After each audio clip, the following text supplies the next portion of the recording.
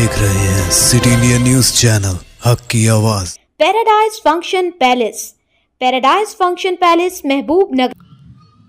TPCC की हिदायत पर जिला महबूब नगर कांग्रेस पार्टी दफ्तर में डीसीसी सदर व रुकन असम्बली देवर कदरा जी मधुसूदन रेड्डी की निगरानी में कांग्रेस पार्टी का एक वसी पैमाने पर इजलास अमल में आया। इस इजलास में पार्टी कायदीन ने पार्टी के तंजीमी ढांचे को मजबूत बनाने पर तफसीली तबादला ख्याल किया और साथ ही ब्लॉक, मंडल, गांव और बूथ सतह पर जल्द ही कमेटियों की तश्कील पर तबादला ख्याल किया।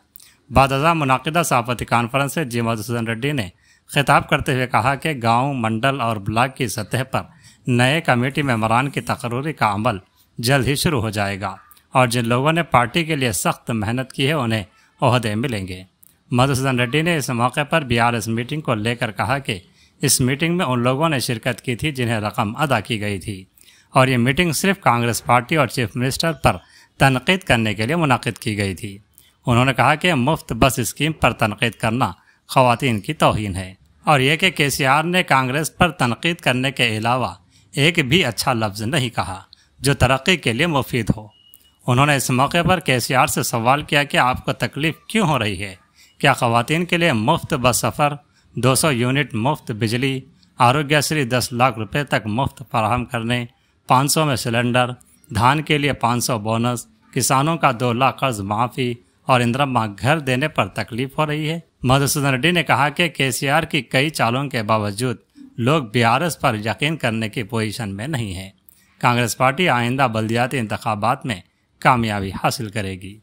इस मौके पर इंचार्ज दोमटी सांबैया, भास्कर यादव, अक़लियती मालियाती कॉरपोरेशन चेयरमैन उबैदुल्ला कोतवाल, साबिक़ म्यूनसिपल चेयरमैन आनंद गौड़, मुख्तलिफ कॉरपोरेशनों के चेयरमैन, टीपीसीसी सेक्रेटरीज, ज़िला कांग्रेस कायदीन, पार्टी से वाबस्ता यूनिटों के ज़िलाई सदूर और दीगर ने शिरकत की।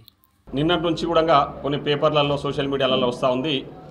మనం చూసినాం నిన్న మొన్న బీఆర్ఎస్ వాళ్ళు ఒక మీటింగ్ పెట్టేసి ఈ రాష్ట్ర ప్రజలకు ఉపయోగపడే విధంగా, ఎందుకంటే గతంలో 10 ఏళ్ళు ఈ రాష్ట్రానికి ముఖ్యమంత్రిగా పనిచేసిన వ్యక్తి మీటింగ్ పెట్టింది కాబట్టి ఏదైనా సలహాలు సూచనలు ఇస్తాడేమని చాలామంది కూడా ఎదురు చూశారు। ముఖ్యంగా తెలంగాణ ప్రజలు పెద్ద ఎత్తున ఎదురు చూసిన విషయం మనందరికీ కూడా తెలుసు।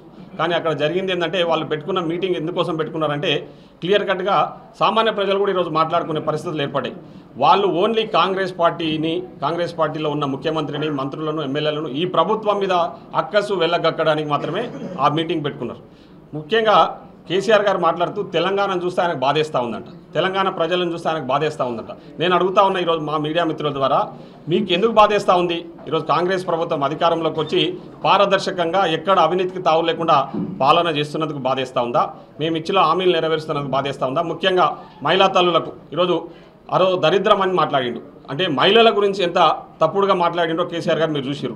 ఆర్టీసీ బస్సులలో మహిళలకు ఉచిత సౌకర్యాన్ని కల్పిస్తుంటే ఆ కార్యక్రమాన్ని, ఆ స్కీమ్ గురించి కేసీఆర్ గారు తక్కువ చేసి మాట్లాడినంటే ఒకసారి ఆలోచన ఈ మహిళా లోకమంతా కూడా ఆ విషయం మీద చర్చ చేయాలని కూడా ఈ సందర్భంగా నేను తెలియజేస్తా ఉన్నా।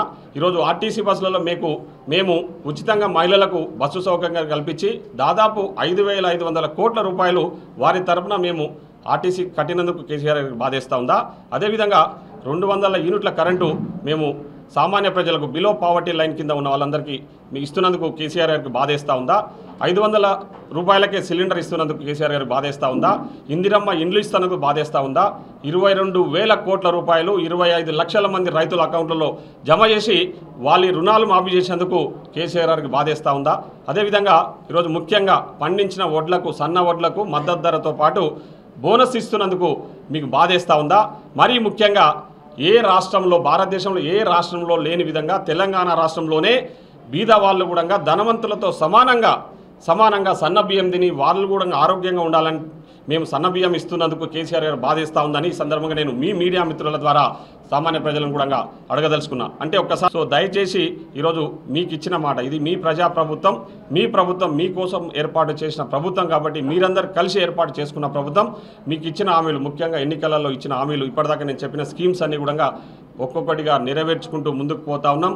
రాబోయే రోజుల్లో కూడా తప్పకుండా ఇంకా ఏవైతే 1, 2 మిగిలిపోయిన స్కీమ్స్ ఏ ఉన్నా కూడా మేము ఇచ్చి తీర్థమని కూడా తెలియజేసుకుంటూ